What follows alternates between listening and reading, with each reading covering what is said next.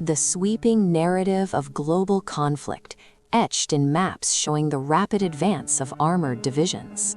The strategic gains of vast navies possesses a deceptive magnitude.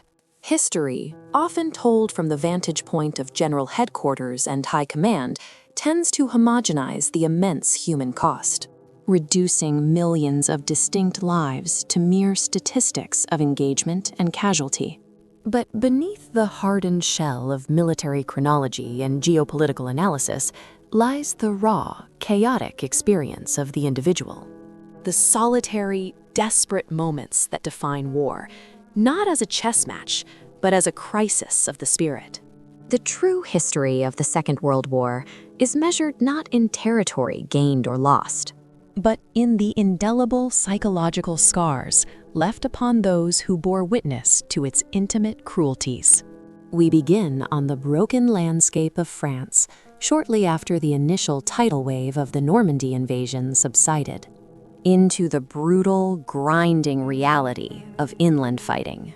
The focus narrows to a single figure whose olive drab uniform is perpetually saturated, stained with the composite odor of dust, sweat, mud, and the sharp, coppery tang of human blood. This is Corporal Elias Vance, a corpsman with the U.S. 4th Infantry Division. A man whose existence is defined by the relentless percussion of artillery fire and the agonizing decisions made between heartbeats. Vance moves through a shattered village, perhaps St. Lo, where the stone buildings have been pulverized into mounds of white and gray rubble. The air is thick, gritty, stinging the eyes and coating the back of the throat. The soundscape is dominated by the near-constant whine and impact of incoming shells, interspersed with the frantic, ragged cries of the wounded. Vance carries the weight of a desperate moral calculus, a daily assessment of who might live and who must, inevitably, be left to the mercy of fate. His essential kit, a canvas bag heavy with morphine syringes, sulfur powder, and rough bandages, feels like an impossible burden. He operates in the shadow of collapsing walls, his boots crunching on the wet, pulverized cobblestones. On one particular afternoon, pinned down near the skeleton of a church steeple that looks like a blackened claw reaching toward the bruised sky, Vance faces an impossible choice. Two men lie within his immediate reach. One is a young infantryman, Specialist Dale, his face the color of wet chalk, breathing shallowly, his lower abdomen ripped open by shrapnel. A complex wound requiring immediate, extensive surgery that Vance knows is impossible to deliver under fire. He is bleeding out slowly onto the cold earth. The other man, Sergeant Richter, is conscious, screaming through gritted teeth, his leg pinned beneath a large block of masonry, shattered but not immediately life-threatening, provided he can be extracted and treated for shock.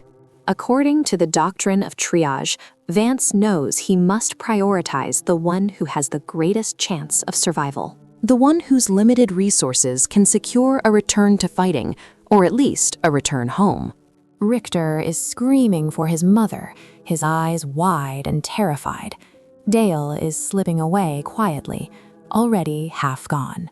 Vance's fingers, trembling not from the cold but from exhaustion and adrenaline, hover over the morphine syringes. He has only enough plasma to manage one shock treatment effectively. He looks into Dale's vacant eyes, seeing not a soldier, but a young man far from home. And then to Richter, whose panic threatens to consume the fragile resources they both share. In that agonizing moment, under the constant, deafening roar of the guns that makes the very ground vibrate beneath his knees, Vance defies the rigid protocol.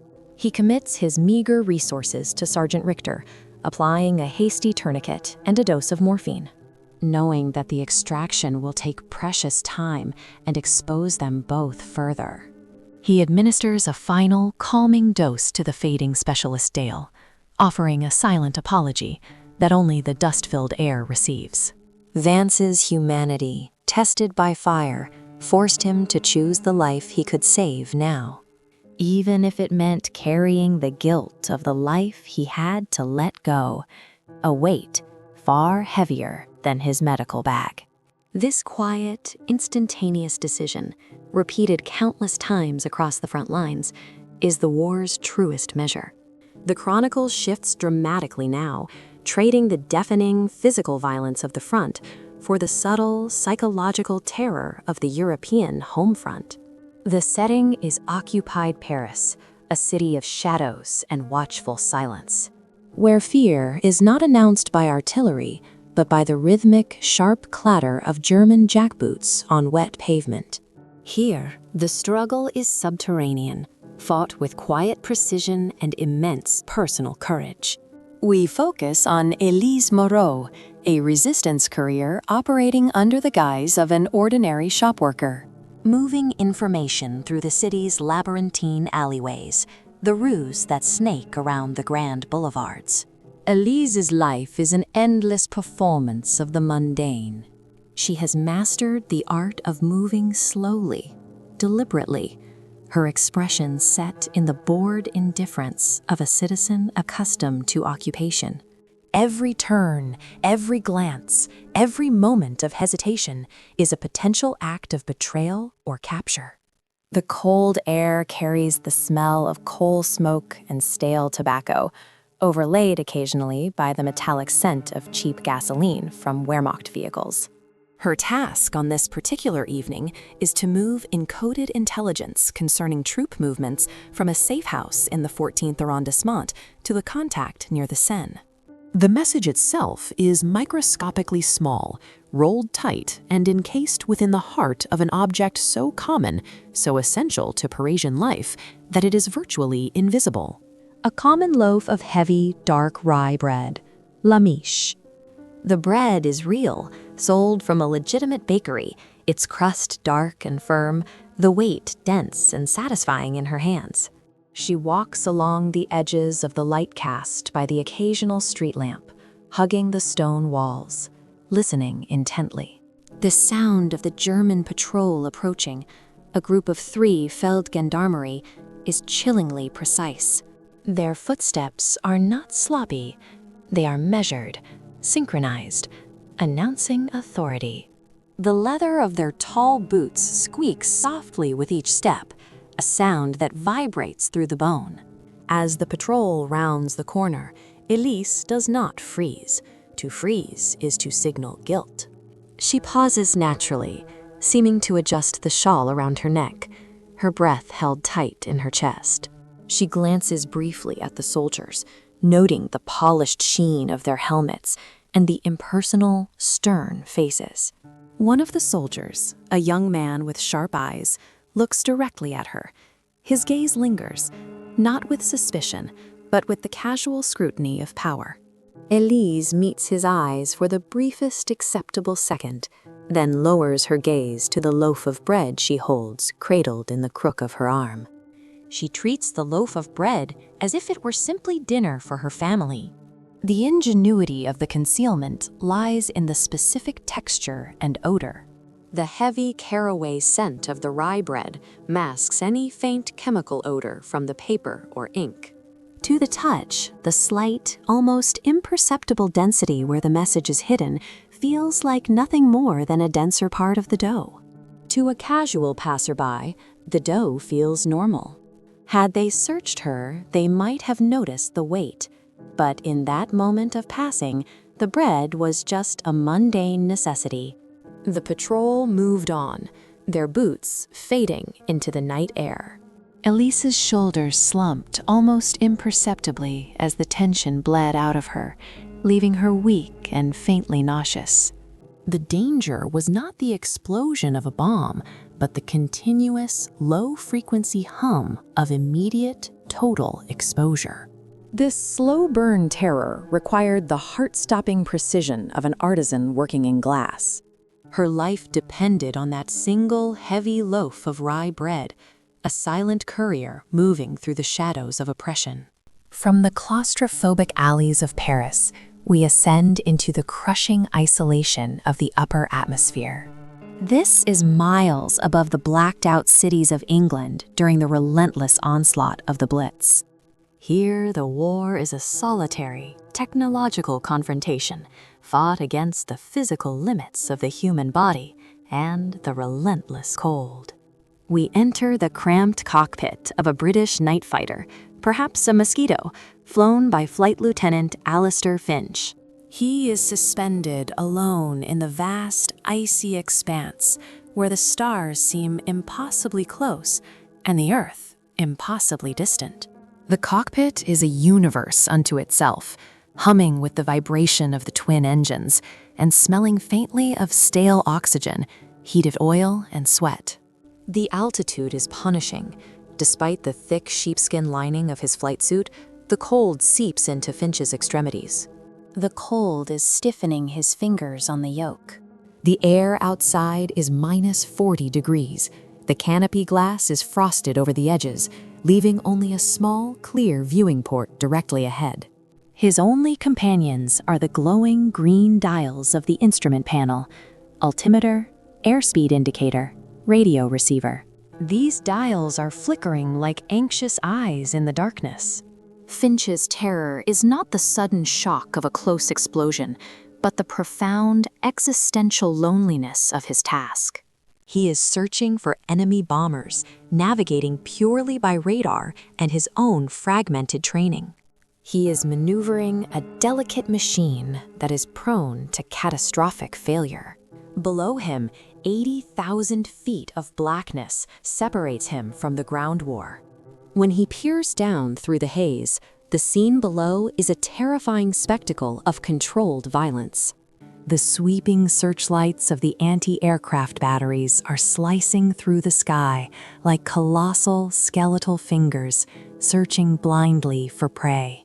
The sudden flash of an explosion in the distance, muffled by the sheer distance, appears as a transient, brilliant flower of orange and yellow.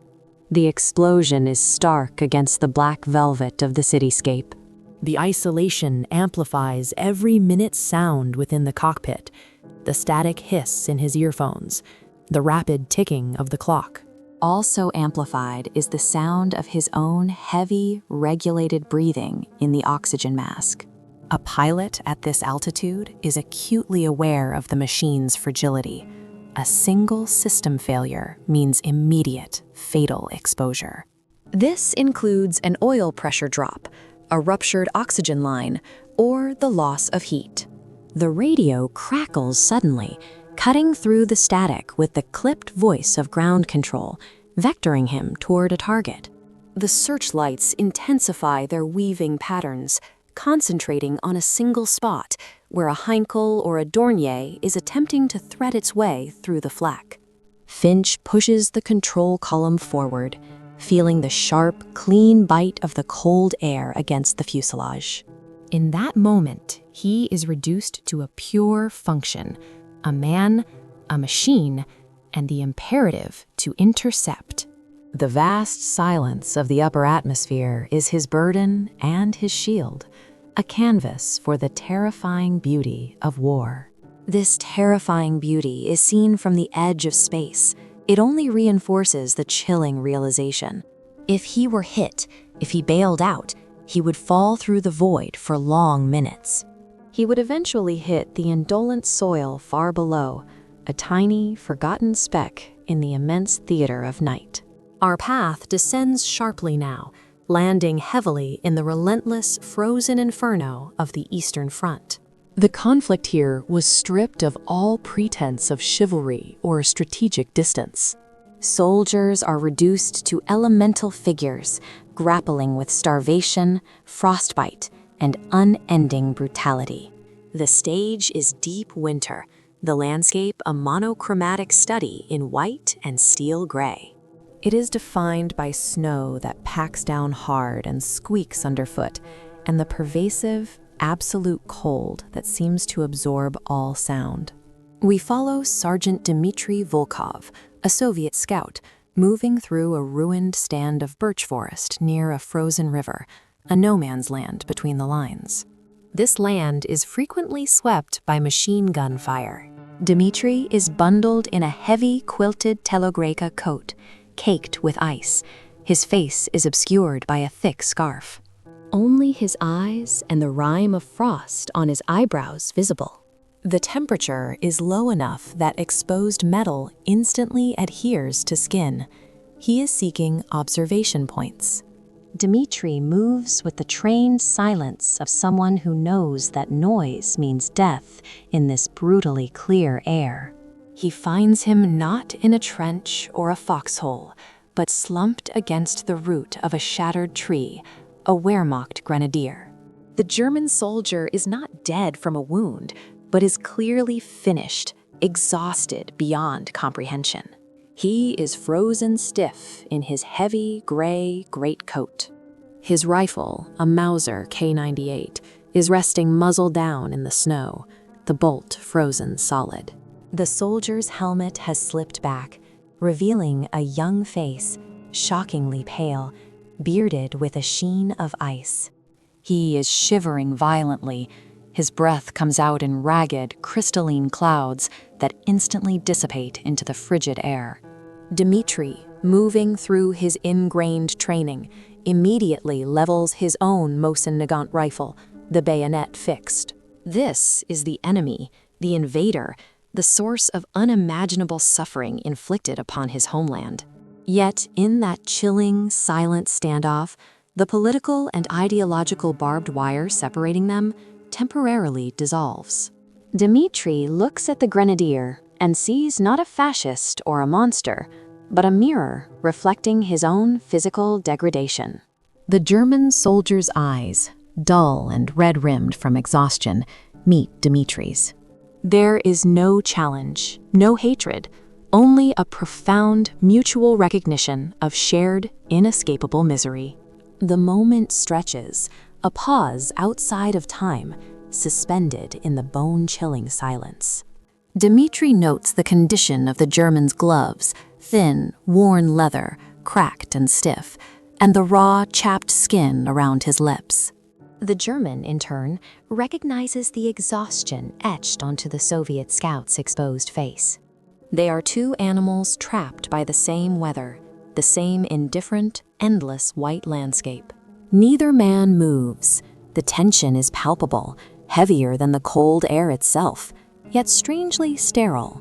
It is a moment of shared truce, dictated not by peace treaty, but by sheer, debilitating physical collapse.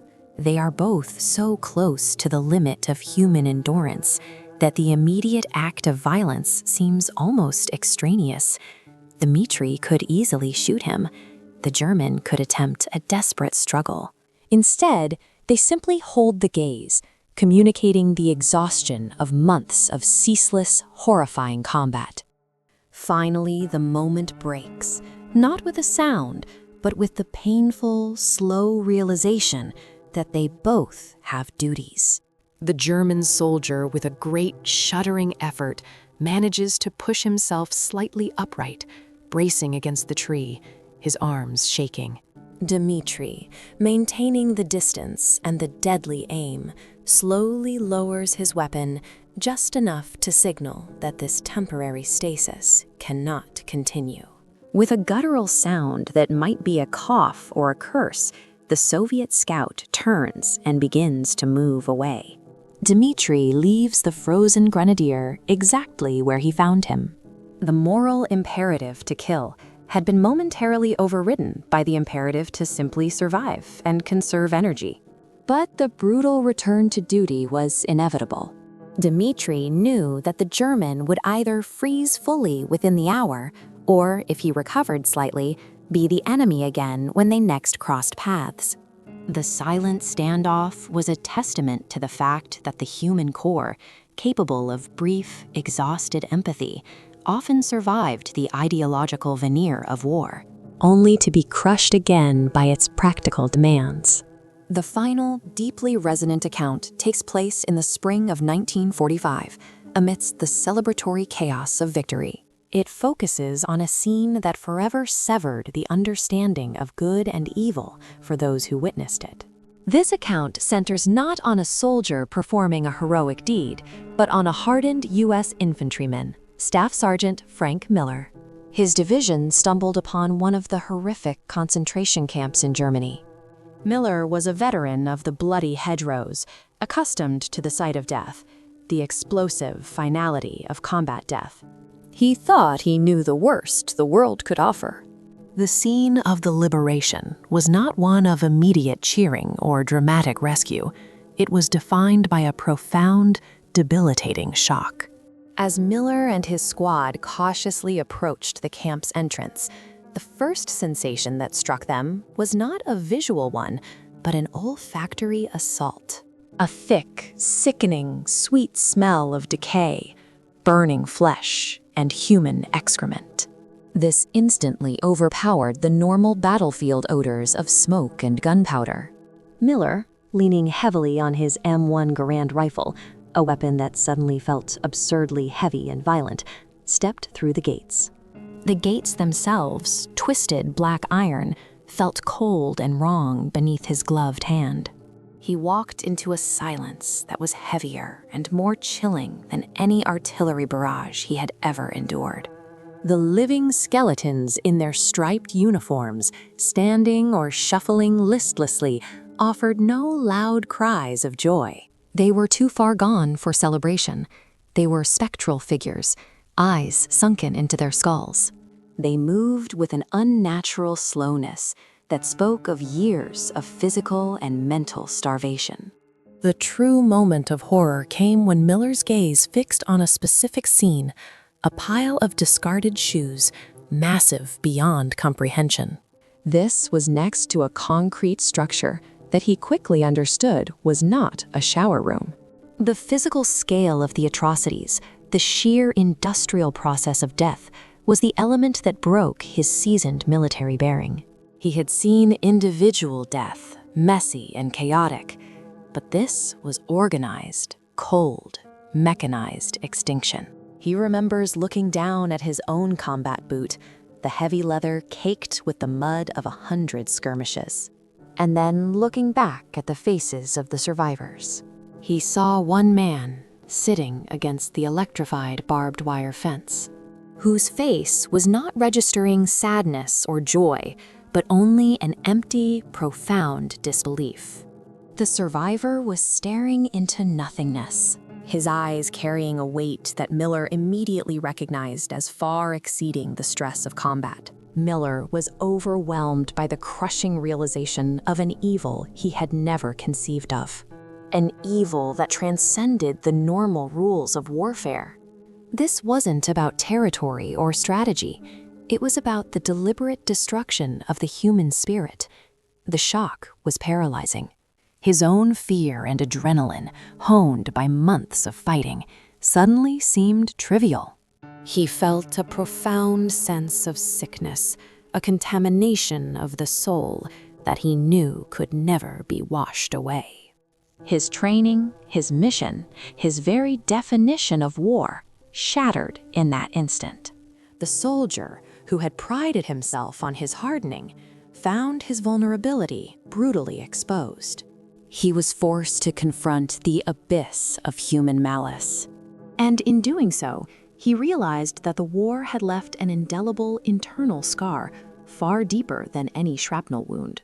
The emotional toll of this final, horrifying truth that humanity was capable of such cold, calculated depravity was the ultimate price paid by the liberators. These 5 accounts, drawn from the periphery of the grand campaigns, collectively underscore a central, enduring truth about the Second World War: that the conflict's true cost was tallied in the quiet dignity and terrible vulnerability of the individual. From the corpsman agonizing over life and death choices in the blood-soaked ruins of Normandy, to the quiet courier moving coded information hidden within the everyday textures of occupied Paris. Each person was fighting their own unique war. The isolation of the RAF pilot high above the carnage.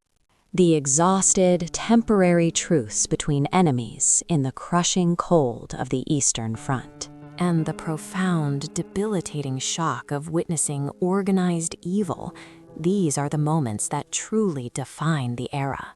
The sweeping strategy and the massive movement of armies were merely the stage, upon which these intensely personal struggles for survival, morality, and sanity unfolded, leaving a legacy measured not just in treaties and borders, but in the permanent, indelible scars etched onto the human spirit.